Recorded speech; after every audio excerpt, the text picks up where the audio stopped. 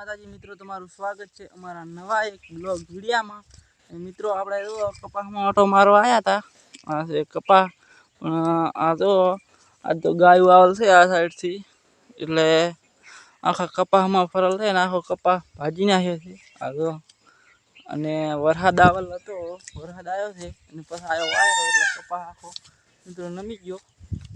તો આખા પોંટરો આવેલ છે, હમણાંથી તમને બતાવું. કેરી વાઈ ગઈ છે એટલે પોંટરો ભારી વખો પાડે છે. આ ફરલ ત્યાં તો આ પોંટરાના પગ છે. આ તો આ એક ગાય અહીંયા અડલ છે મિત્રો.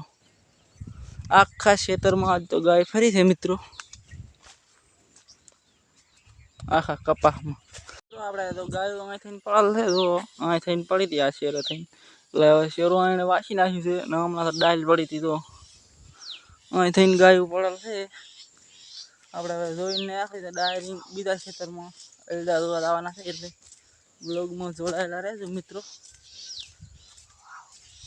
આગળ તમને આગળ કટવતા હું બીજા ખેતરમાં જઈને.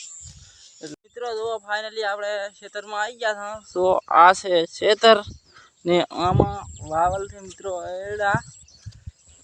અરે જો એરડા વાવલ છે એરડા.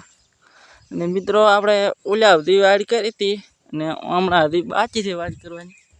પહેલાં તો આખા ખેતરમાં ઓટો મારતા હોય મિત્રો, જોતા હોય કે ચમચમ છે એમ મિત્રો. આ સાઈડ તો હજી તો એડા તો કમ્પ્લીટ ઉજી ગયા છે મિત્રો. હમણાં વાયા હતા એ ઉજાગ નહીં, જોતા હો પેલો જોતા હો કે હમણાં આઈડિયા ઉગ્યા છે નહીં. તો મિત્રો હમણાં ફાઇનલી આઈડિયા આપણે ઉગી ગયા છે, જોઈ લો ઉગી દેખાય રહ્યા તમને.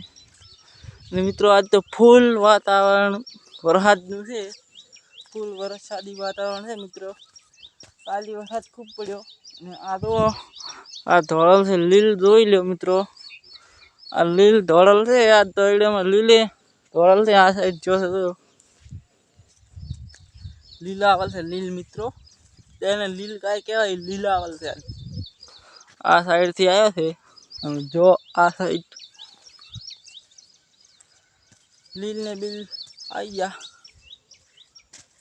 મિત્રો. જો અમારી ચેનલમાં જો તમે નવા હોય તો ચેનલને લાઈક, શેર અને સબસ્ક્રાઈબ કરવા ના ભૂલતા, કેમ કે અમારા ચેનલમાં નવા નવા બ્લોગ આવશે મિત્રો. અને બધાએ મારા ધાર્મિક બ્લોગ આવશે એટલા માટે જોવાનું ભૂલતા નહીં. અને ચેનલને પણ સબસ્ક્રાઈબ કરી નાખજો